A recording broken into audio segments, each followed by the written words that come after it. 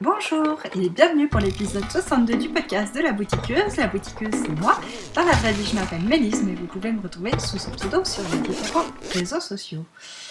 Alors, aujourd'hui, au sommaire, on a du tricot, comme d'hab, on va pas changer les bonnes habitudes. On a aussi un peu de couture et même beaucoup de couture pour ce qui est de ma boutique, voilà, en dernière partie.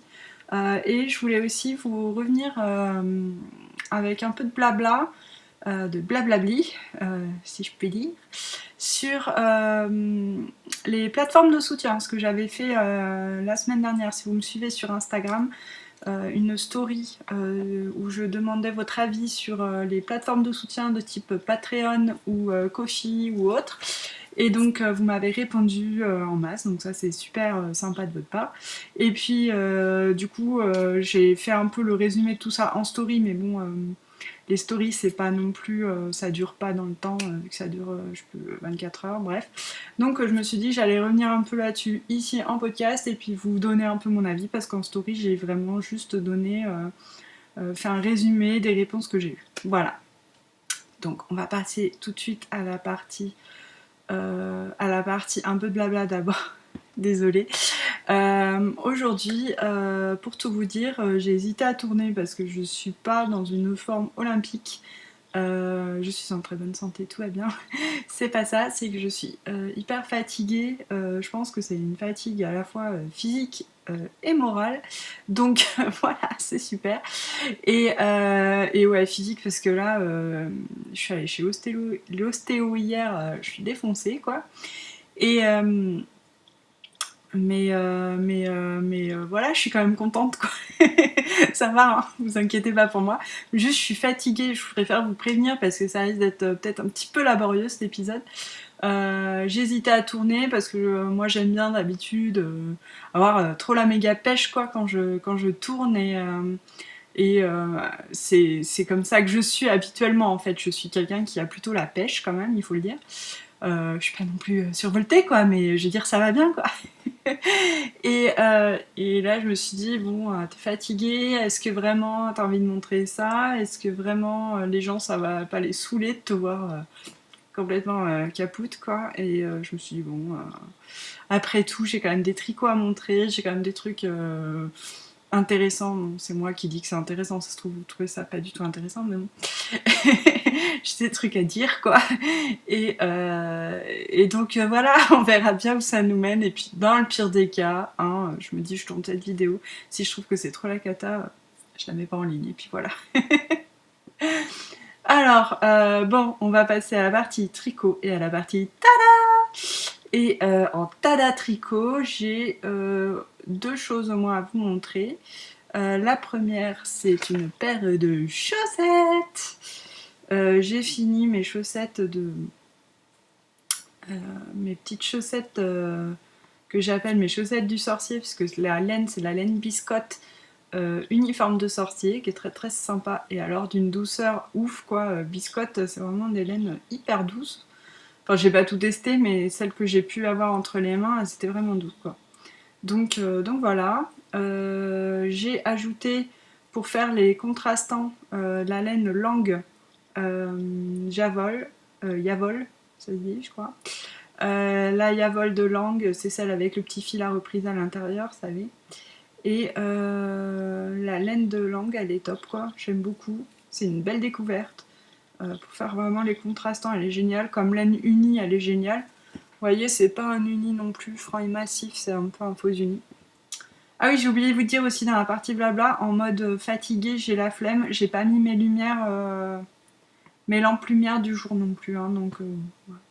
Juste peut-être les couleurs, ce sera moins bien que d'habitude, mais bon. Surtout qu'il fait moche. Je suis obligée de faire des têtes crétines des fois, à chaque fois même. Donc voilà les chaussettes. Merci encore à Audrey Pouic qui m'avait offert son reste de laine, parce que moi ça m'a permis de faire des chaussettes relativement hautes quand même, c'est correct. Oui, j'ai fait comme d'habitude, c'est-à-dire que j'ai monté des côtes. Moi je commence toujours par le haut. J'ai fait pas mal de côtes cette fois parce que je me disais j'ai peut-être pas beaucoup de laine, donc On va faire des grandes côtes, ça fera une tige un petit peu plus haute. Donc j'ai fait, je sais plus, 20 grandes côtes, je crois. D'habitude j'en fais au moins, le minimum c'est 12, mais souvent 15. Et donc après j'ai descendu tout droit, j'ai fait ma pointe et j'ai fait un talon après coup, parce que j'ai coupé après. Et vous allez voir que j'ai un tout petit peu décalé au niveau des rayures. Vous voyez, elles sont... Vous voyez même pas sur le truc. Si je les mets bien. On a l'impression que... Je sais pas si on voit. Les rayures sont pas tout à fait à la même hauteur, il y a genre 1 ou 2 rangs d'écart, et ça se voit au niveau du talon. Puisque là, le talon, au-dessus du talon, vous voyez, il n'y a que cette ligne rouge.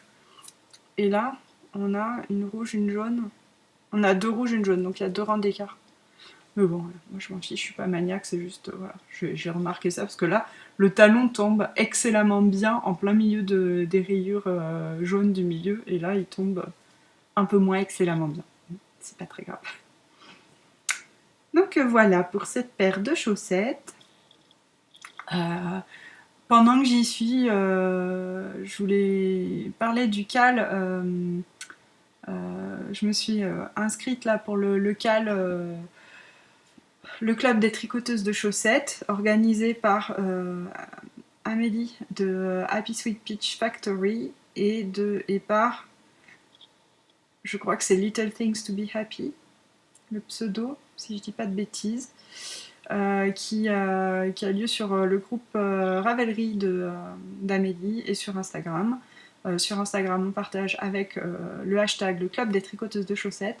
En fait, ça dure un an pendant lequel il y a un thème par mois et ça a commencé là le 1er octobre et aujourd'hui on est quoi, le 3 octobre non, 2 octobre. Donc voilà, c'est le début. Donc celle-ci, elle rentre pas dedans évidemment parce que je les ai finies même avant octobre là, mais voilà, tout ça pour dire, viendez participer au club des tricoteuses de chaussettes parce que c'est trop cool et que comme dirait le badge que m'a offert Choupette, coucou Choupette, c'est les chaussettes, et ben c'est chouette. Voilà. Deuxième objet fini, un truc un peu plus conséquent les amis. J'ai fini mon pull Plum. Tada! Il est trop cool, je l'adore, il est beau, il est magnifique, il est sublime, il est tout ce qu'on veut, j'ai pas d'autres mots. J'ai un peu mal de mots là. Mais j'en suis bien contente. Je ne l'ai pas encore essayé. Là, pour tout vous dire, il y a 5 minutes, j'étais dans mon salon à 4 pattes en train d'enlever les épingles du tapis de blocage pour pouvoir vous le montrer. Donc voilà. Le pull Plum, c'est un pull de Junko Okamoto qui est en taille unique. C'est un pull très oversize, donc évidemment, selon votre gabarit, soit il va être hyper oversize, soit il va être juste un peu ample, soit il va être pas ample. C'est quelque chose que vous pouvez modifier évidemment en utilisant une laine plus ou moins épaisse. Moi du coup je ne voulais pas qu'il soit quand même trop méga oversize. Du coup j'ai une laine qui n'est pas aussi épaisse que celle qui a été employée sur le modèle. Voilà. Donc voilà, j'aimerais vous le passer parce que en fait je l'ai même pas essayé. Si j'arrivais à vous dire, je vais prendre un peu de café. Hein, désolée, d'habitude je ne bois pas. Mais là, c'est un jour particulier. C'est le jour où Mélise est crevée, a besoin de café, sinon elle va tomber dans les vapes. Hop, je vais enlever ça. J'ai pas du tout une tenue adéquate pour essayer des pulls. On s'en fiche. Hein. Vous vous dites, ouais quand même, c'est pas très pro Mélise. Hein, tu fais un podcast, tu pourrais prévoir le coup. Ouais, ben, pas aujourd'hui. D'autres fois peut-être, mais... Donc oui, ce pull. La laine, déjà, c'est de la laine Merino Cashmere Nylon que j'avais acheté sur le site Yarn and Dyed, qui vend des écheveaux de laine à teindre. Et je l'ai teinte avec ma sœur, on a teinte à l'avocat. On a obtenu un beige. un petit peu rosé, mais plus beige que rosé quand même, par rapport à ce que j'ai pu voir chez d'autres. Et la laine marron, pour le jacquard, c'est la laine de Les Cheveux Solidaires, la couleur Hakuna Matata, qui est sur une base Stellina, que j'avais eu, que Aurélie m'avait donné pour pour designer un patron de chaussettes pour la box de Noël de Les Cheveux Solidaires de l'an dernier. Voilà. Donc, on va tester le pull. Pardon, c'est un peu bizarre. Tac. Ça va pas du tout avec ce que j'ai en dessous. Hein. Je le redis parce que bon, j'aime bien me répéter. N'importe quoi. La meuf, elle aime se répéter. Et alors, ça va être la surprise du chef parce qu'alors, déjà là c'est cool, hein. Il est sympa, il est bien loose, on est trop bien dedans. En fait, je l'ai bloqué en ne sachant pas si vraiment il était fini. Parce que c'est un pull cropped dans la façon dont il est designé. Mais moi quand je l'ai fini, je me suis dit oh là là, mais il est trop cropped quoi. Enfin, et puis à la fois, j'avais regardé le podcast de Nathalie de By Night Création, et celle qui m'avait d'ailleurs donné envie de le faire, et elle disait qu'elle avait rajouté 3 sections sur le corps parce qu'elle est très très grande, et que du coup, il fallait rajouter des sections pour que ça fasse bien quoi. Ok. 3 sections sur 2 motifs sur le corps, ça revient à 36 rangs en tout. 36 rangs sur de la laine, parce que il est tricoté en laine sport. Moi j'ai plus une fingering quand même. Hein. Normalement c'est de la laine sport, 36 rangs, ça fait pas non plus ça de haut quoi. Ça fait quoi ça? Je me suis dit bon oui, Nathalie rajoute ça par rapport à moi, ça me paraît pas complètement fou quoi. Ça paraît logique. Mais maintenant, moi je le trouvais quand même vachement cropped quoi quand je l'ai fini et qu'il n'était pas bloqué. Je me suis dit bon, si Nathalie n'a rajouté que 36 rangs, moi il faut que peut-être qu'au blocage, au final, ça va le détendre suffisamment en hauteur et que en fait il sera bien quoi. Donc j'ai laissé le fil du bas qui n'est pas. J'ai un fil de pull qui n'est pas rentré, ce que je ne fais jamais. Et parce que d'habitude je rentre mes fils dès que j'ai terminé le tricot. Donc j'ai laissé un fil pour au cas où défaire les côtes, vous voyez là, il y a les côtes du bas, et puis rallonger quoi. Hein, parce que si j'ai fait tout ce pull pour ne pas le porter parce qu'il est trop court, non, je dis non. Je défais et je rallonge, il n'y a pas de souci. Donc là, je vais me lever et ça va être la surprise, et on va avoir la réponse à ce pull est-il trop cropped ou est-il bien? Je ne trouvais plus la fin de ma phrase, désolée. Donc voilà, vous avez un scoop en direct, presque direct. Hop là. Donc là, on va voir. Là, hop, mon ventre et mon gras de bidou. Eh ben non, il est bien. Certes, il est un peu cropped, hein, mais c'est la forme qui veut ça. Ah, je suis trop contente. Il est chouette. Non, parce que si là, j'ai vous voyez, mon nombril, vous l'avez vu, il est là.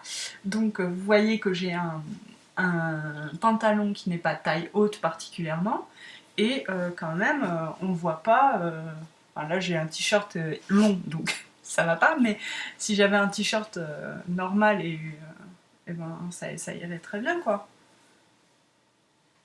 Donc là, je suis trop contente, je vais pouvoir rentrer mon fil et c'est fini. Et il est beau, non? Il est trop beau. Alors, ce pull, quand même, moi j'adore son encolure. C'est vraiment le truc qui me fait kiffer, cette encolure en V, en côte, elle est magnifique. En plus, ensuite, on a de la dentelle, vous voyez? De la dentelle avec de la texture, parce que là, vous voyez, là, on a de la texture. Après, on a des jeux de petits trous là. Et ensuite, on a ce jacquard de prune, enfin en définitive, puisque c'est plum, plum ça signifie prune. Et puis on a un petit motif jacquard, pas jacquard, mais dentelle et texture là en bas, pour terminer. Et puis sur les manches, on a cette torsade qui part de l'épaule, qui arrive jusqu'à la main, qui est superbe. C'est une torsade toute simple, mais je trouve qu'elle a un effet de malade. Et on retrouve cette torsade ici, sur le côté. Et je trouve ça très très sympa. Voilà, alors moi j'adore ce pull. Je pense que c'est pas du tout en plus quelque chose que j'avais dans ma garde-robe, tant en termes de couleur qu'en termes de forme. Donc c'est parfait quoi. Et il est hyper confortable, hyper léger. Je pense qu'il va être quand même pas trop un peu chaud parce que c'est quand même du mérino, du cachemire quoi.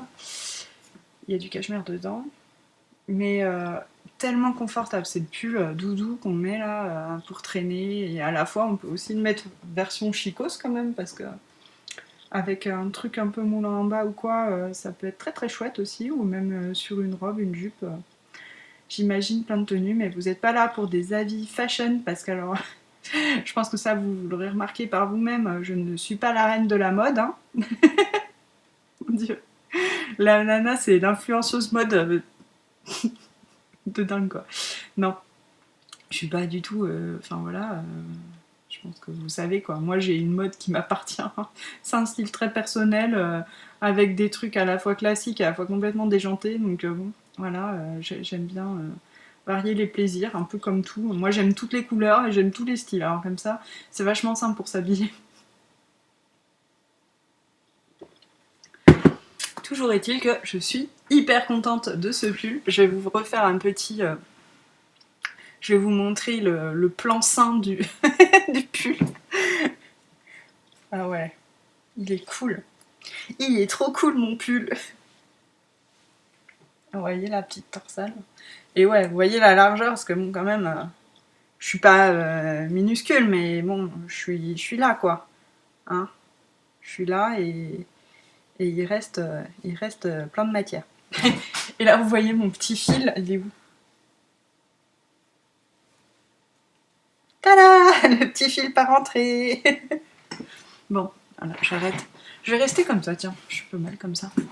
Puis comme ça, vous allez pouvoir admirer, vous pâmer devant mon pull. Ça se trouve, vous détestez, mais c'est pas grave.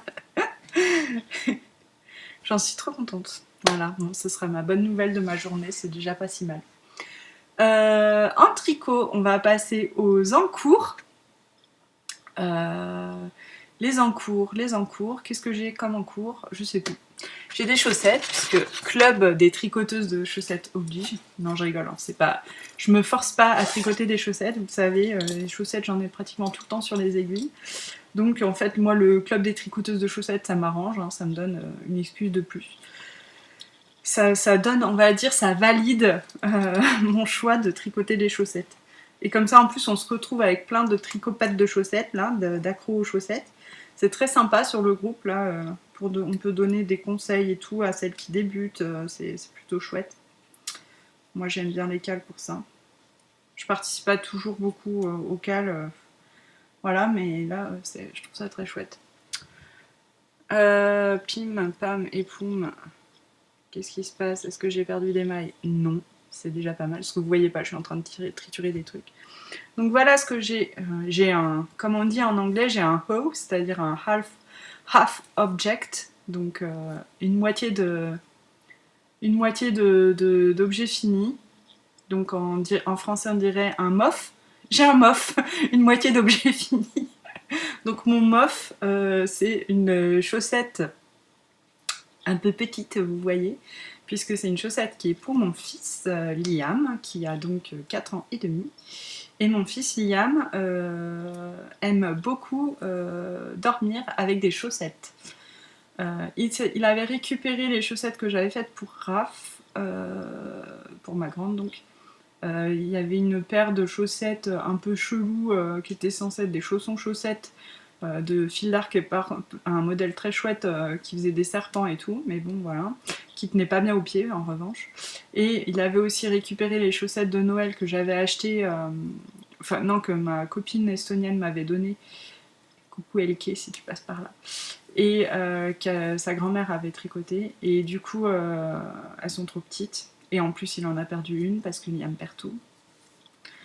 Et donc voilà, donc je me suis dit, bon ben lui il adore ses chaussettes tricotées main là pour dormir, donc je vais lui en faire. Hein.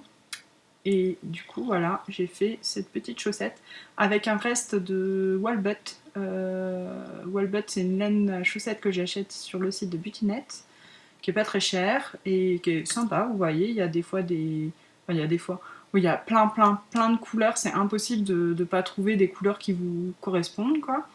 Et donc j'avais acheté ce... Moi j'avais fait une paire déjà avec ce bleu pour moi, et je me suis dit, ben voilà, j'ai un reste suffisant pour lui en faire, donc allons-y. Et j'ai choisi le modèle Highlight de Tinkanits, qui est un modèle gratuit en anglais, qui en fait est, si vous avez déjà votre recette de chaussettes, c'est très simple, hein, parce que il suffit de mettre une bande de faire de la mousse sur le dessus. Voilà. Il n'y a pas de... Vous voyez, derrière c'est du jersey, et là sur le panneau central c'est de la mousse, du point mousse. Donc c'est très très facile, quoi. Mais c'est sympa, ça rythme un petit peu le tricot tout de même. Moi j'ai vraiment pris ce modèle juste pour avoir les chiffres, quoi. Enfin, j'ai pris, j'ai dit ah oui tiens ils disent 52 mailles pour la taille de Liam, ok bon c'est parti. En plus là si elles sont un petit peu grandes honnêtement c'est pas très grave, c'est des chaussettes de nuit, hein. C'est pas pour mettre dans ses chaussures donc tout va bien. Et on peut faire des mini marionnettes pour Marie-Lorraine. Coucou. Et c'est un talon renforcé. D'ailleurs, je crois que dans le patron, c'est pas un talon renforcé, mais bon, on fait bien ce qu'on veut après tout. Hein. Moi, pour les chaussettes, maintenant, j'ai plus vraiment besoin d'avoir des patrons, quoi. Si j'en achète, c'est vraiment parce que j'ai envie de soutenir quelqu'un, je pense, parce que sinon, ou alors un motif vraiment particulier, complexe, que j'aurais envie de faire et que j'aurais pas envie de me casser la tête à reproduire. Mais bon, voilà. Donc la petite chaussette highlight et la deuxième, la deuxième est elle est juste débutée. Donc là voilà. Donc voilà pour ces petites chaussettes qui avancent bon an mal an, quoi. Tranquillou, c'est trop pratique à trimballer partout de toute façon, donc ça avance tout le temps. Dernière en cours en ce moment sur mes aiguilles, c'est pas un pull, c'est dingue, hein, j'ai pas de pull en ce moment. C'est un bonnet. Alors, j'en ai des choses à dire sur le bonnet. Donc voilà, le bonnet. Il s'agit... Il s'agit du bonnet Baker Joe de Cassie Jennings. Donc, anciennement Mama Cassie sur les réseaux. Qui a un bonnet qui vient de sortir, sur lequel j'ai complètement flashé, qui a un air rétro, trop mignon, j'adore. Moi, je l'ai tout de suite vu en mohair parce que je trouvais que ça accentuait un petit peu en plus ce côté rétro. Et j'ai eu plusieurs problèmes. Alors, les problèmes que j'ai eu en premier, c'était un peu de la faute du patron quand même. c'est pas grave, hein, mais en fait, à la base, sur le patron, les métrages de laine préconisés étaient faux. Elle s'était trompée, en fait, elle avait fait un mauvais copier-coller et du coup c'était les métrages pour les tailles enfants. Donc moi j'étais partie bien en tête avec un mini, mais en même temps j'avais pas réfléchi, hein. On est d'accord, ça faisait vraiment peu de laine. À la fois ce bonnet, il couvre pas toute la tête, il est assez court, donc je me disais peut-être qu'effectivement il faut peu de laine, quoi, j'en sais rien. J'ai pas tricoté non plus beaucoup de bonnets dans ma vie, donc je savais pas du tout en termes de métrage. Il s'avère qu'un mini n'est pas suffisant. J'avais pris un mini que j'avais doublé avec du mohair. Ce mini est magnifique, c'est de la laine Madeleine et Philibert coloris Francfort. Ça rendait super bien avec ce mohair, mais trop petit. Mais du coup, le temps que je m'en rende compte, j'avais tricoté quasiment tout le mini quand même. Donc vous voyez déjà. Premier truc. Qui m'a un peu saoulée. J'avoue, ça m'a un peu saoulée parce que c'est jamais agréable de défaire, quoi. Bon après, c'est pas dramatique, j'en veux pas à Jessica, une erreur, ça arrive, hein, on n'est pas des machines, hein. Donc voilà.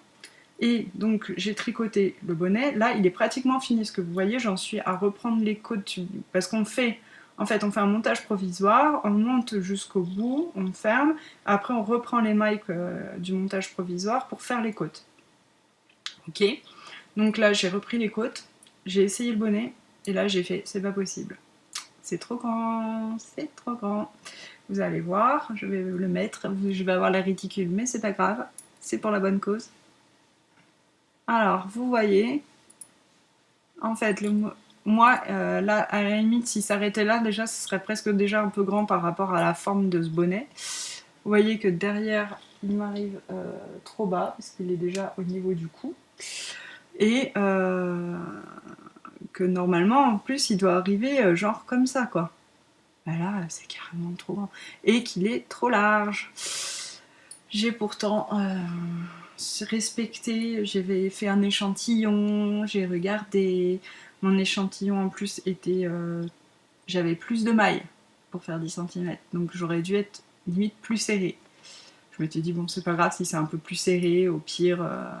Pour un bonnet, moi j'aime bien quand ça me tient bien la tête. Ah oui, mais là ça me tient pas du tout la tête. Donc je ne sais pas, je ne comprends pas pourquoi, mais il va falloir que je défasse tout. Je suis dépitée parce que ce bonnet, j'ai déjà défait une fois. Il faut que je redéfasse tout encore une fois et que je recommence. Et alors en plus, vous voyez que c'est quand même beaucoup de jersey. Moi, c'est pas ce qui me passionne. Bon, ça va que c'est pas très très long, mais alors je sais pas. Je me dis peut-être je le défais aujourd'hui et puis comme j'ai beaucoup de route là ce week-end puisque je vais à l'heure de la laine en Normandie. Ça c'est trop bien, mais bon. Oui, surtout, ça va me. Je me dis peut-être que dans la voiture, je peux tricoter ça. Je sais pas, je suis plus très motivée du coup, parce que faut tricoter des trucs 15 fois. Ah mince, je vous ai pas parlé de la laine, parce que du coup, comme mon mini, ça n'allait pas, j'ai trouvé une autre laine que j'avais. Ça rend super bien, hein, c'est beau. Hein. Moi, je suis assez fan. C'est cette laine-là. Donc, je double toujours avec la Kit Silk. Hein. Cette laine-là, c'est le coloris Garance, c'est de la laine by night que j'avais acheté en déstache à Sandra, Cendrillon.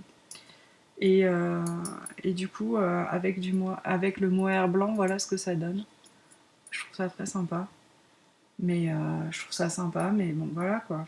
Ça me saoule de défaire tout encore pour la deuxième fois et remonter tout le truc pour la troisième fois. Bon, on verra. Hein. On verra si j'ai la motive. Surtout qu'il y a d'autres patrons de bonnets que j'ai envie de faire, notamment celui justement de Nathalie de By Night qui est sorti là. C'est comment il s'appelle It All Starts with One. Elle a sorti un châle et un bonnet et le bonnet était gratuit là pour 2 jours. Et du coup je l'ai pris parce que je le trouve très joli et que je vois tout de suite dans quelle laine je vais le faire. Donc voilà. Et je voulais juste vous montrer ce qui me restait du coup de laine. J'avais 4 échos pour mon pull plum, rien à voir, mais bon. J'avais 4 échoués, il me reste ça. Une bonne grosse pelote quand même. C'est pour ça que j'avais de quoi le rallonger si jamais. Et franchement, là par contre, pour le jacquard, moi c'était déjà un reste et il me reste encore ça quoi. Donc il en faut vraiment très peu. Je pense que pour le coup à mini ça suffit. Voilà pour les encours tricot. Donc comme je vous disais, à venir en encours tricot, ben ouais, comment du... je vais réussir à parler, oui, peut-être. Du bonnet. Et puis d'autres chaussettes. Hop là, voilà. Bon, je suis un peu décoiffée. J'étais pas trop coiffée non plus, donc c'est pas grave.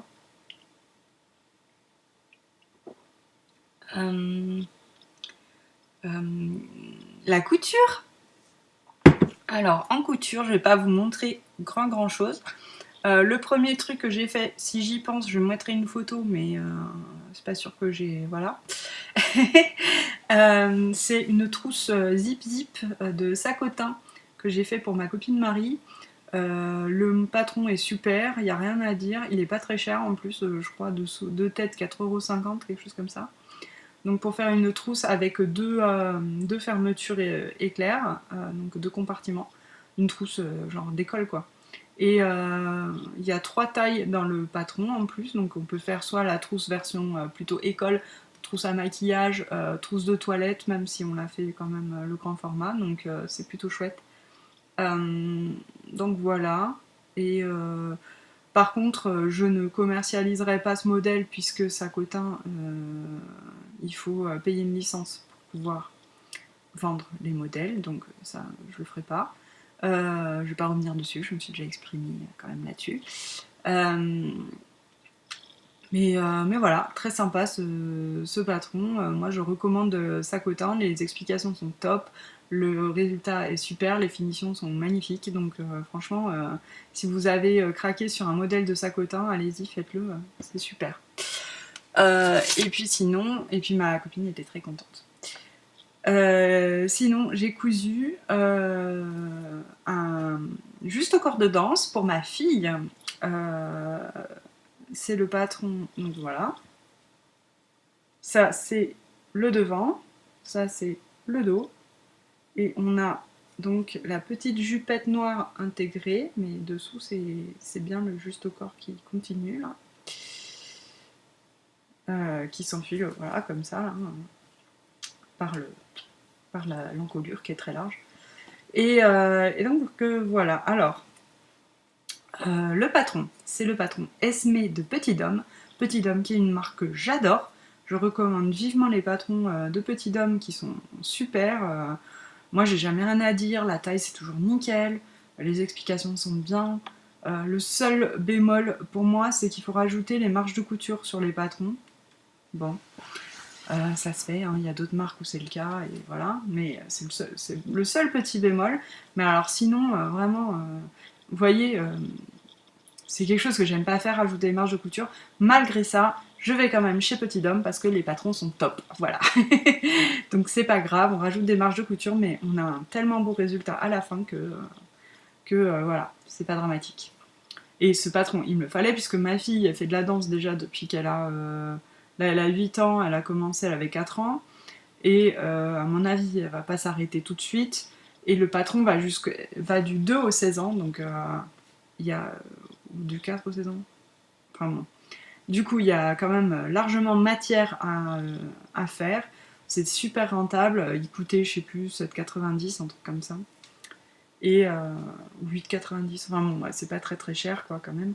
Et puis, il y a plein de déclinaisons. C'est-à-dire qu'en plus, moi j'ai fait le juste au corps en 2 pièces. C'est-à-dire que j'ai une couture à l'entrejambe. Là, je vous montrerai pas du tout l'entrejambe, mais c'est pas grave. Il y a quand même une couture à l'entrejambe qui est là.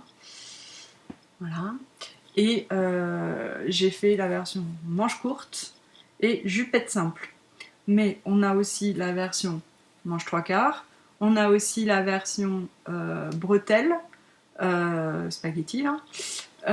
Et on a aussi la version jupe asymétrique ou jupe croisée. Ou sans jupe, hein, si vous voulez aussi. Voilà, donc il y a du choix. Pour les tissus, j'ai commandé ça chez Rascol, c'est du lycra, lycra juste au corps ou lycra sport, un truc comme ça. Et ça, c'est du voile de lycra. Vous voyez la petite jupette. Il y a plein de couleurs. Alors le voile de lycra un peu moins, il doit y avoir noir, blanc et beige ou un truc comme ça. Il n'y a pas un grand choix pour le voile de lycra. En revanche, pour le juste au corps, il y a vraiment beaucoup de choix sur Rascol. C'est pas hyper cher et c'est très facile à coudre. Enfin, j'ai pas eu de problème. Voilà, donc super, il va nickel à ma fille. J'ai fait du 8 ans, ma fille a 8 ans et ça lui va. Enfin, j'ai fait selon le tableau des mesures et ça lui va parfaitement. Sur ce patron, le seul petit bémol, c'est que j'ai eu du mal à voir quelle pièce il fallait que je coupe pour la version que je voulais faire. Je trouvais que c'était pas hyper clair. Mais bon, j'ai réussi quand même. Il n'y a pas non plus 12 milliards de pièces, donc ça va. On s'en sort bien. Et donc voilà, Poulette est contente. Elle peut aller danser en rouge et noir. Je vous fais la chanson dans la tête. C'est cadeau. Voilà pour la couture. Maintenant, je voudrais passer à la partie boutique, parce que c'est plus en lien, le téléachat, parce que c'est quand même en lien avec la couture. Je voulais juste... et puis après, je ferai le blabla sur Patreon et tout ça. Donc pour la couture, pour la boutique, du coup là c'est l'heure de la laine ce week-end à laquelle je vais être et je suis trop contente. C'est la première fois que j'aurai mon stand toute seule à moi et j'ai trop hâte quoi. Et du coup j'ai cousu un peu beaucoup même des sacs pour vous. Notamment j'ai fait 2 collections, une Halloween et une automne, que j'appelle automne.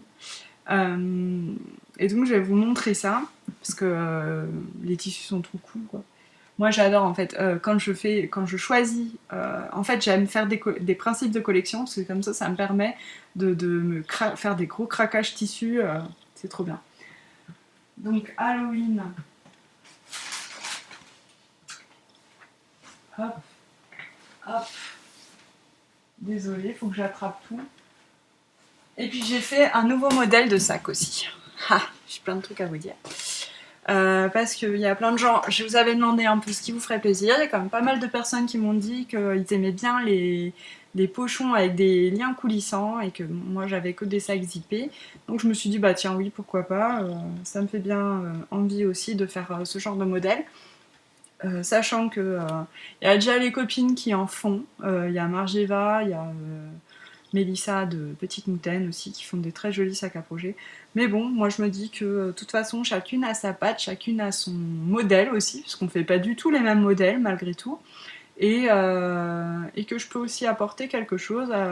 Les gens ils viennent chez moi parce que ils m'aiment bien, mais pas que. Il y a aussi le type de tissu que j'utilise, tout ça. Donc voilà, je me suis dit, je peux vraiment quand même apporter un truc avec mes sacs, avec mes pochons. Pardon pour la boisson. Et ce sera toujours un plus. Donc Halloween, j'ai trouvé des super tissus Halloween, donc j'ai pas pu résister en fait. Et donc j'ai fait des pochons, vous voyez, c'est des pochons bien coulissants. Et j'ai fait aussi des sacs zippés dans ces tissus. Là, je vous montre que des pochons à liens coulissants parce que c'est ce qui est sorti. Voilà. Et alors, donc j'ai mis un fond en simili. Et ce magnifique tissu Alexander Henry que j'adore. Très dark. C'est le tissu qui fait peur. Donc voilà, c'est pas pour tout le monde, mais moi j'aime beaucoup. Et alors, au passage, ce sac, vous avez vu, je sais pas si vous vous rendez bien compte de sa taille. Je le mets à côté de ma tête. Il fait à peu près 3 têtes de Mélise. Et dedans, on peut mettre, mais c'est ouf tout ce qu'on peut mettre quoi. C'est-à-dire que je pense que pour le coup, une couverture tient dans ce sac. C'est énorme. Vous voyez, je peux faire un énorme chapeau avec ma tête dedans. Oups là, c'était pas très heureux pour les cheveux, mais c'est pas grave. Donc voilà, j'ai mis un petit poignet, je sais pas si les gens s'en servent beaucoup des poignets, mais bon, il y a au moins une poignée. J'ai ma petite étiquette qui est là. Et puis voilà. Du coup, c'est des sacs qui se tiennent à peu près. Parce que il y a on ne voit pas, mais il y a quand même le simili là qui protège bien d'ailleurs la base du sac. Et puis j'ai mis une triplure molletonnée qui fait que c'est un petit peu résistant. Donc bon, là il se tient pas trop parce que ce sac est très très grand, hein. Donc forcément voilà. Mais si vous le remplissez un peu, il se tiendra bien, il n'y aura pas de souci.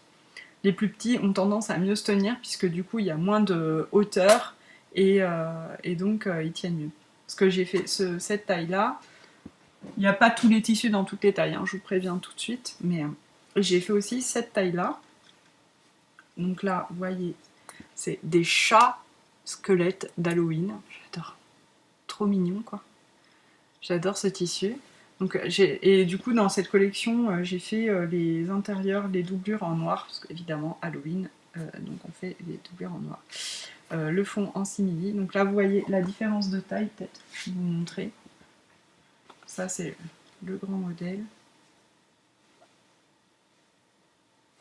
Qu'est-ce que j'ai là? C'est rien. Et ça, c'est le petit modèle. Désolée. Voilà, il est quand même plus petit, quoi. Hop. Donc il y a le tissu chat, je vais aller vite quand même, hein, on va pas passer 2 heures là-dessus. Il y a le tissu crâne qui est trop beau. Il y a le tissu chien, parce que bon oui, hein, il y a des chats, il y a des chiens, il en faut pour tout le monde, qui est trop chouette aussi. Il y a le tissu étoile constellation avec la grande ours qui est ma constellation préférée. Voilà. Et donc ça c'est les collections Halloween, et après la collection plus automne, j'ai deux parties. J'ai une partie où je trouvais que c'était vraiment des couleurs automnales, où j'ai fait voilà des sacs, c'est les mêmes, hein, c'est des pochons, c'est juste que là ils sont aplatis quoi. Donc voilà, et alors on voit pas, mais là si on voit un peu, c'est brillant, la toile est brillante en fait. Et là l'intérieur est blanc, et il y a des poches dedans, je vais pas montrer, mais il y a des poches. Donc voilà, là c'est une toile, c'est pas un simili. Celui-là que j'adore, trop beau.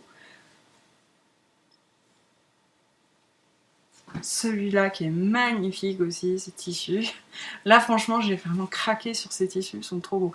Et ceux-là, là, les trois que je viens de vous montrer, il n'y en a qu'un exemplaire et il n'y a que ce tissu, quoi. J'ai pas pu faire plus de modèles, j'avais des petits morceaux de tissu. Donc voilà, c'est comme ça. Et celui-là, qui est un tissu Alice.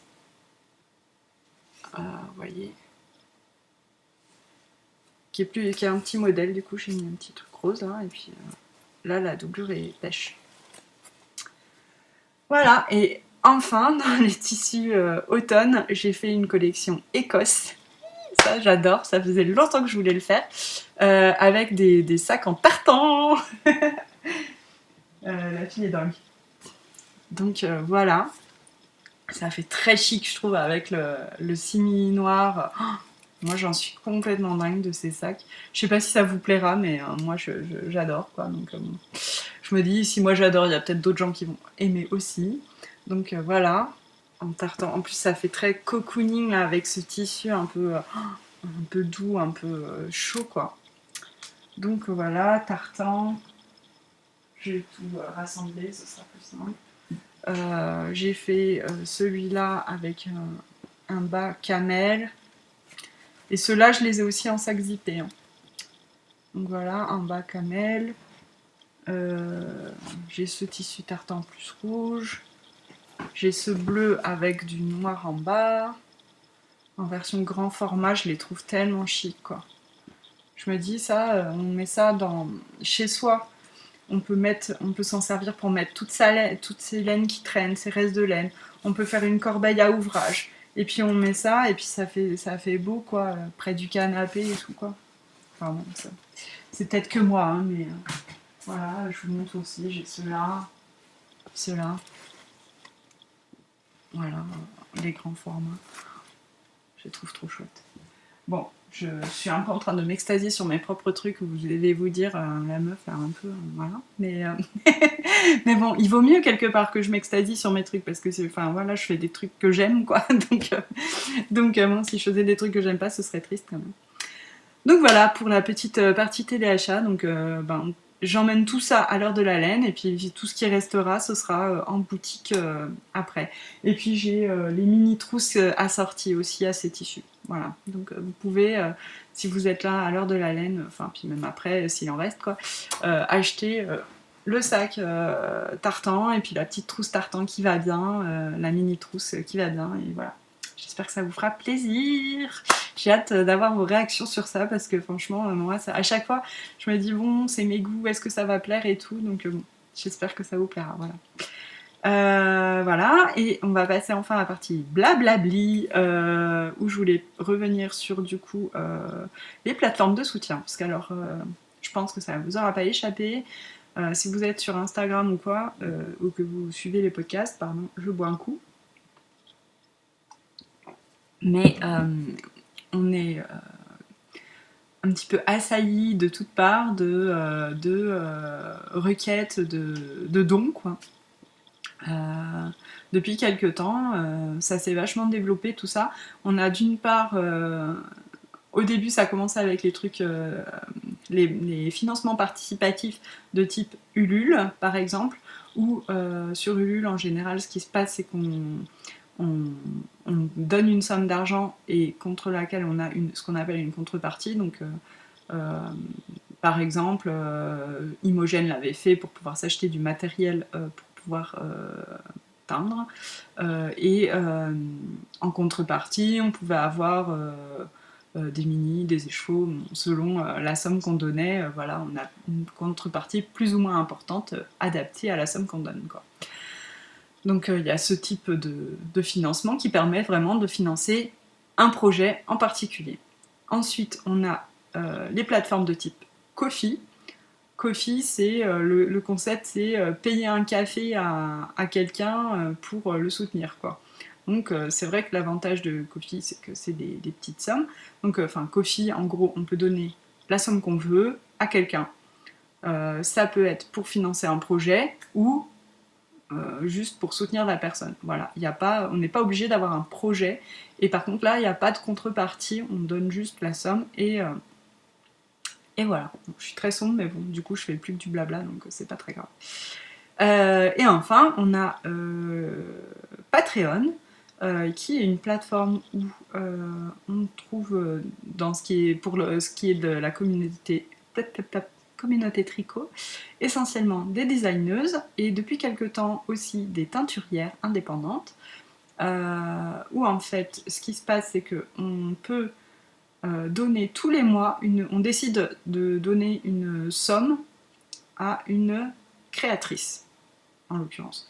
Donc, par exemple, on peut donner, en général, il y a des paliers, donc on peut donner, je sais pas moi, soit 3 euros, soit 5 euros, soit 10 euros tous les mois à cette personne, et en échange, on a accès à plus ou moins de choses sur la plateforme. C'est-à-dire que la créatrice va mettre en ligne, va vous donner en fait, contre cet argent, soit des contreparties de type un patron gratuit, une réduction sur un patron, une réduction sur de la laine si c'est des teinturières indépendantes, ou peut-être au bout de plusieurs mois de la laine carrément, vous avez accès à ce genre de choses. Vous avez accès aussi à des exclusivités. Pareil, c'est toujours selon le palier, vous avez droit à plus ou moins de choses, évidemment. Plus vous payez, plus vous avez droit à des exclusivités, à des contreparties, entre guillemets. Donc les exclusivités, ça peut être, par exemple, on vous propose en priorité un test de patron. On vous propose en priorité des vidéos. Il y a des vidéos qui sont faites que pour vous, que personne d'autre n'y a accès. Il n'y a que les personnes sur Patreon qui ont accès à ces vidéos.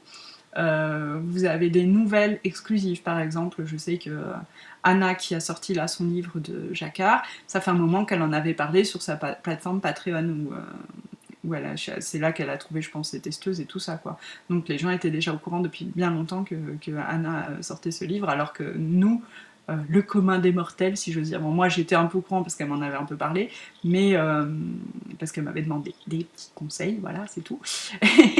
mais après, j'étais pas du tout au courant du contenu. Enfin, voilà, moi, c'était en plus il y a hyper longtemps, au tout début, où elle savait pas trop comment, où se diriger pour publier son livre. Enfin, bref, passons.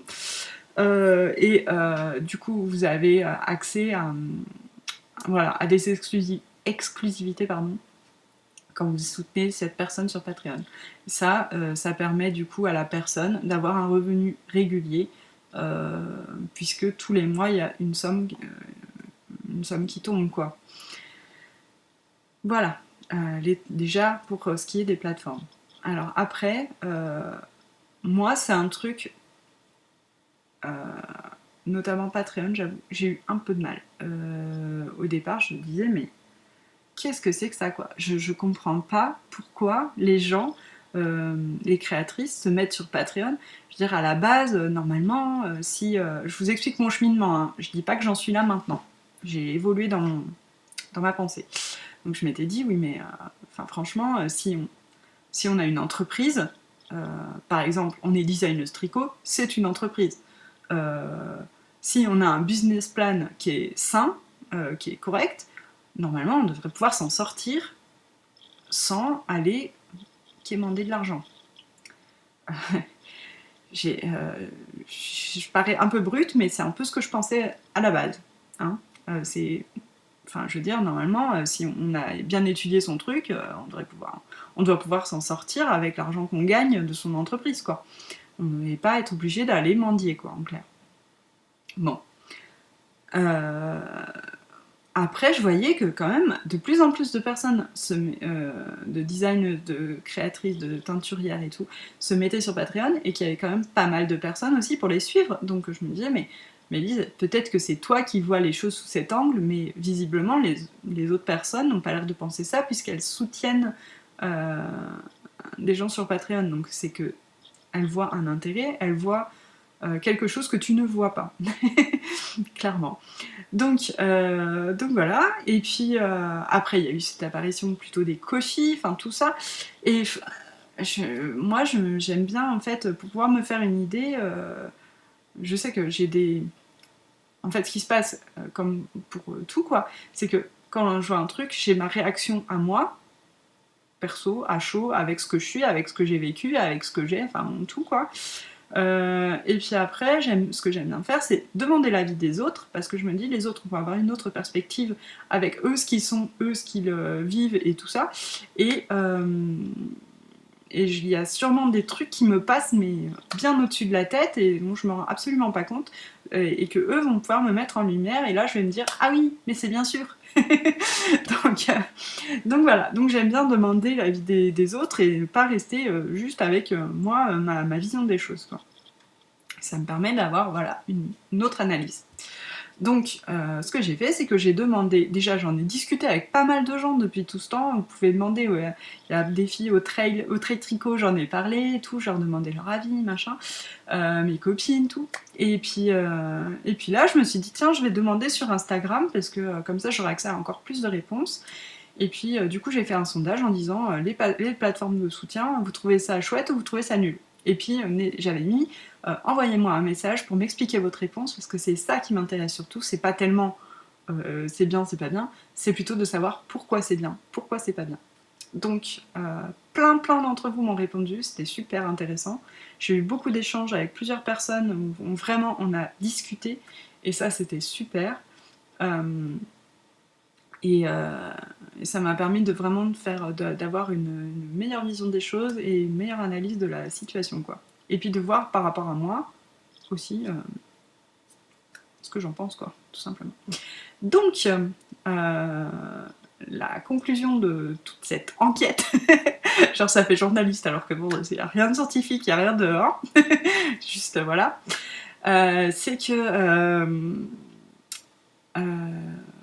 d'une part, les choses sont très différentes, que ce soit... Bon, je vais pas trop parler de Ulule et tout, enfin voilà, ça c'est des projets bien particuliers qu'on finance.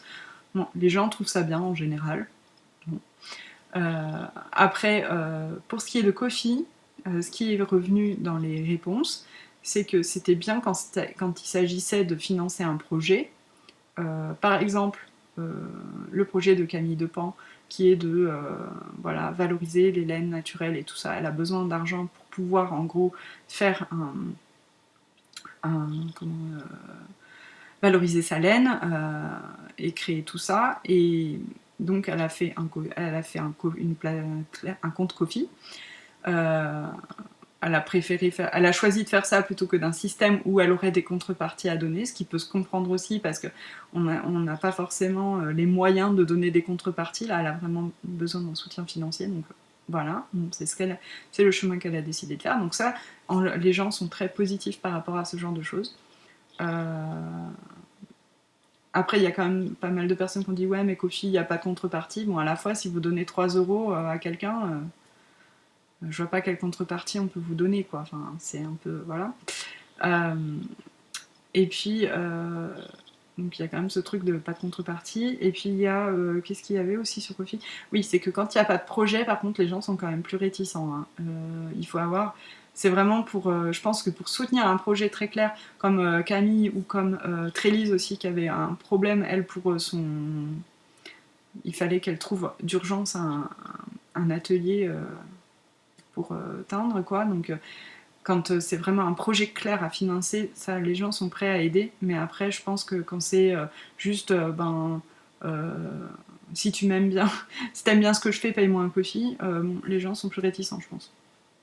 Voilà. Après, pour ce qui est de Patreon, ce qui est beaucoup ressorti des utilisateurs de la plateforme, c'est cette communauté qui est créée sur Patreon. Parce qu'en fait, la personne soutenue et les soutiens sont plus en lien. C'est comme s'ils avaient comme un groupe en fait à eux, où ils se retrouvent, ils échangent. Les designers notamment m'ont dit c'est super parce qu'on peut demander vraiment l'avis des gens qui sont intéressés en premier lieu par ça, qui aiment notre marque, qui sont intéressés par ce qu'on fait, et donc on a leur avis à eux, alors que par exemple sur Instagram il y a des gens qui nous suivent mais ils sont pas plus intéressés que ça, ils vont quand même répondre au sondage ou quoi, et bon, ils sont moins c'est moins la cible en fait. Là, on a accès directement à notre cœur de cible et on peut leur demander leur avis et c'est super. Et ça fait aussi un soutien moral quand on a un petit coup de mou, voilà, qu'on n'est pas sûr d'un truc, qu'on est un peu vaseux. Ça fait un gros soutien moral parce que c'est des gens qui nous aiment, qui sont là. Et c'est chouette quoi. Et du côté des souteneurs, des soutiens quoi, des patronettes aussi on dit, il y a ce truc très très positif aussi d'avoir un lien particulier avec la designeuse ou la créatrice ou la teinturière ou ce qu'on veut. Un lien plus particulier, d'avoir toutes ces exclusivités, c'est chouette aussi. Quand c'est par exemple des designeuses dont on achète de toute façon tous les patrons qui sortent, en général, je vois pour par exemple Marie-Amélie Designs, il y a un patron gratuit je crois tous les mois, donc du coup ça compense aussi l'argent qu'on donne. Euh, et puis, donc voilà, il y a ce truc vraiment très positif de communauté très sympa qu'on se crée, quoi. Et puis, dans le négatif sur Patreon, ce qui est ressorti, c'est l'impossibilité d'aider tout le monde, parce qu'il y a de plus en plus de monde qui s'y met, et du coup, les gens sont un peu frustrés par moment de ne pas pouvoir aider plus de personnes, mais comme c'est un truc tous les mois, si tu donnes 10 euros, tu peux pas donner 10 euros par mois à tout le monde, quoi. Enfin, je veux dire, à un moment donné, voilà, hein, à moins d'être très très très très aisé financièrement, mais sinon c'est pas possible. Donc il faut choisir, et choisir c'est renoncer, donc donc c'est compliqué quoi. Mais donc il y a ce truc un peu qui gêne les gens, c'est cette frustration de pas pouvoir aider tout le monde. Euh, et puis ce problème de désengagement aussi. C'est-à-dire que, par exemple, quelqu'un qui soutient, je sais pas moi, Marie-Amélie, je dis un exemple au hasard, hein, et qui a envie d'arrêter pour X raisons, que ce soit pour des problèmes d'argent ou que ce soit parce qu'elle a envie de soutenir quelqu'un d'autre à ce moment-là et qu'elle peut pas soutenir tout le monde, donc elle est obligée de faire des choix. Si elle se désengage, si elle arrête en fait son soutien à Marie-Amélie, elle va se sentir un peu mal parce que Marie-Amélie, elle va le savoir quoi. Tout de suite. C'est-à-dire que voilà, elle sait qui la soutient, qui la soutient pas, qui arrête de soutenir, qui commence à soutenir. Ça, elle a les infos, la designeuse, que ce soit Marie-Amélie ou qui d'autre, quoi, enfin n'importe qui d'autre. Donc les personnes sont gênées en fait de ça, c'est de se dire il faut se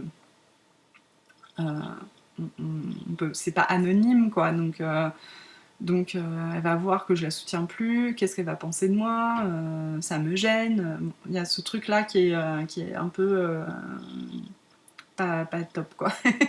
Et puis côté designer, côté créateur, côté personne qui est soutenue donc, il y a ce truc d'être redevable euh, au, euh, au soutien, au patronat. C'est-à-dire que il faut quand même. Il y a cette peur de décevoir. Et donc on se dit, il faut que je crée du contenu, il faut que je crée des choses pour que les personnes qui me soutiennent soient satisfaites et ne se disent pas c'est trop nul, enfin voilà, on paye pour rien ou je ne sais quoi. Et il y a cette obligation du coup de créer des contenus, sachant que c'est pas forcément le premier métier de ces personnes. C'est-à-dire que la personne qui est designeuse tricot ou qui est teinturière indépendante, son travail premier, ce n'est pas de créer des vlogs ou ce genre de choses, quoi. Donc il faut réussir aussi à trouver la part juste entre le métier principal qui est le design ou la teinture ou voilà, et la création de contenu web finalement. Et c'est deux boulots complètement différents et bon, il faut faire attention que l'un ne prenne, finalement le métier principal ne soit pas enterré par rapport à l'autre, quoi. Il y a quelque part une liberté en moins, voilà. Et puis ça met un peu la pression, quoi, aussi, hein, parce que voilà, on veut, comme je disais, pas décevoir, et ça c'est compliqué. Voilà. Et alors l'autre point qui englobe tout, en fait, c'est le fait qu'il y a de plus en plus de demandes justement de soutien, que ce soit Ko-fi, Patreon ou autre. Et on en a maintenant, enfin franchement, toutes les semaines, il y a des gens qui se mettent sur Patreon, toutes les semaines, il y a des gens qui se mettent sur Ko-fi, et du coup, toutes les semaines, on nous demande de l'argent quelque part. Quand je dis nous, je dis la communauté tricot. Voilà. Et ça, il y a, je pense, pas mal de personnes qui en sont gênées et qui culpabilisent quelque part parce qu'elles ne peuvent pas forcément aider. Que voilà, l'argent durement gagné sert à manger, à acheter sa laine à soi pour tricoter ou quoi aux caisses, et c'est gênant des fois. Enfin, des fois on se dit ah bah mince, elle demande, c'est vrai que j'aimerais bien la soutenir, d'un autre côté, enfin voilà, moi aussi j'ai besoin de mon argent, quoi. Et puis ça a fini par faire un petit peu, comment dire, demande de charité, quoi. On a l'impression, comme ça, qu'il y a constamment sur Instagram une main tendue qui dit s'il vous plaît, donnez une petite pièce. Enfin, et à la fois, les gens et moi-même, hein, on est compréhensifs, on dit oui, c'est des gens qui ont besoin, les créatrices ont besoin de soutien, c'est difficile de créer son entreprise, de vivre de design tricot ou de teinture de laine, c'est difficile, donc on comprend qu'elles aient besoin de soutien et qu'elles demandent de l'aide, et d'un autre côté, c'est beaucoup, et du coup, c'est beaucoup parce qu'elles sont nombreuses à demander de l'aide, et que du coup, on a un petit peu comme ça, il y a un petit malaise par rapport à ça, voilà. Donc, voilà, je vous ai fait le panel. Si vous êtes toujours là, je sais pas, ça vous a peut-être gonflé. Maintenant, je vais vous donner mon avis sur la chose, par rapport à moi, par rapport à mon entreprise aussi, et tout ça. Moi, j'ai une entreprise de création artisanale et de vente. Et comme je vous disais en début, c'est que j'estime que je dois pouvoir réussir à faire tourner mon entreprise sans quémander de l'argent, en fait, quelque part. Voilà, il y a ces deux paramètres. Ensuite, voilà, moi, demander de l'argent aux gens, c'est un truc qui me gêne profondément. Bon, c'est certainement lié à mon éducation ou quoi, bon, il y a beaucoup de ça. Demander de l'aide, pour moi, c'est quelque chose, c'est pas forcément simple. Que ce soit financière ou autre, d'ailleurs. Et puis, donc voilà. Et à la fois, je trouve ça super cette plateforme de Patreon, parce que le truc de communauté, où de toute façon les gens ont une contrepartie, hein, parce que quelque part ils payent, mais ils ont du contenu, ils payent pour un contenu, ils payent pas pour rien, c'est pas juste je te donne des sous et voilà. Donc ça, je trouve ça vachement intéressant, mais par contre c'est un truc, si un jour je le mettais en place, qui me demanderait vraiment un travail que là en ce moment je peux pas faire. J'ai pas le temps, parce que pour moi, si je me mets un jour sur Patreon, j'aurais fait un rétro-planning de tout ce que je dois faire pour que les gens en aient pour leur argent, clairement, quoi. Donc voilà. Mais je trouve ça super d'avoir cette petite communauté. Moi, en plus, c'est quelque chose que je recherche quand même, que ce soit ici sur ma chaîne YouTube ou sur Instagram. J'aime beaucoup ce truc de pouvoir échanger avec les gens de façon plus particulière. Et donc voilà, ça, je trouve ça vachement bien. Après, voilà, c'est vrai que Ko-fi, ça permet de donner des petites sommes d'argent pour soutenir quelqu'un, et ça c'est chouette parce que voilà, même quand on n'a pas trop de sous, on peut aider. Moi, ça me gêne juste un peu d'aider quelque part quelqu'un qui vend quelque chose. Si quelqu'un vend quelque chose, je préfère acheter ce qu'il vend, en fait. Voilà, plutôt que de lui donner des sous pour rien, quoi. Je trouve que en fait, pour moi, c'est une plus belle forme de soutien. Parce que, quelque part, enfin voilà, si moi, vous achetez mes sacs ou mes badges ou les choses que je crée, je vais vraiment... pour moi, c'est le plus beau des soutiens. Parce que ça veut dire que non seulement vous avez envie de m'acheter parce que je suis moi, mais en plus, surtout, vous voulez acheter parce que vous aimez ce que je fais, quoi. Et c'est comme ça que je veux que vous souteniez, en fait, mon entreprise. Si vous avez envie de soutenir mon entreprise, eh ben, achetez-moi ce que je vends. Déjà, en premier soutien... dites-le moi, dites « Mélise, on t'aime !» parce que ça fait toujours plaisir. C'est le premier soutien, quoi. Le soutien moral, mais en termes de soutien financier, voilà, achetez-moi ce que je vends et puis ce sera top, quoi. J'attends pas que on me donne des sous pour rien, mais voilà. Donnez-moi des sous pour quelque chose. Je crée suffisamment de trucs. Je pense que voilà, si vous aimez ce que je fais, ben, vous aurez envie de me soutenir comme ça, par ce biais-là, quoi. J'imagine. Donc voilà. Après, voilà, qu'on s'entende bien. Moi, c'est pas du tout un jugement que je fais par rapport aux autres personnes qui utilisent ces plateformes.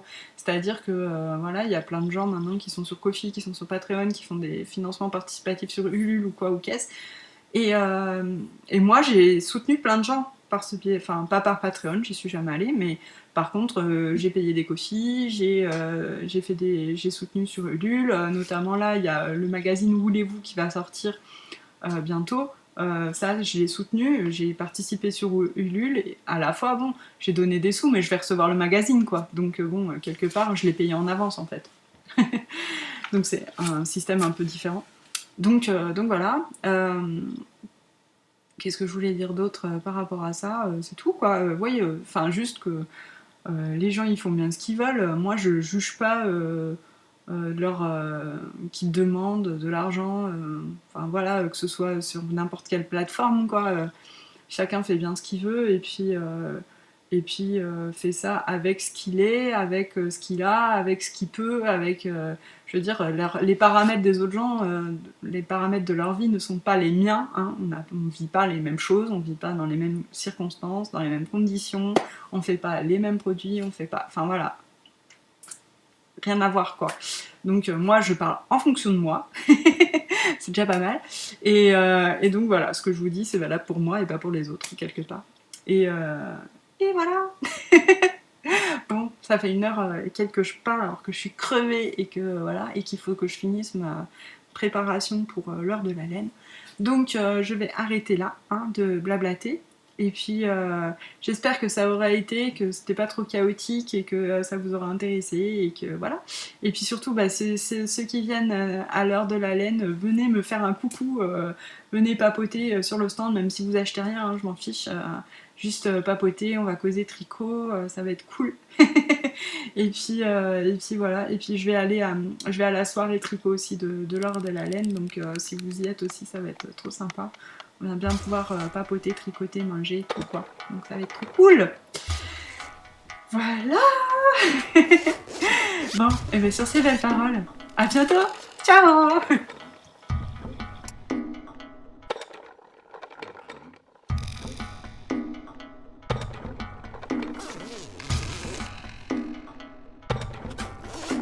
Besoin un jour de... Ben oui, voilà, c'est pour ça, je me disais, et c'est pas tout le monde qui a besoin de ça non plus.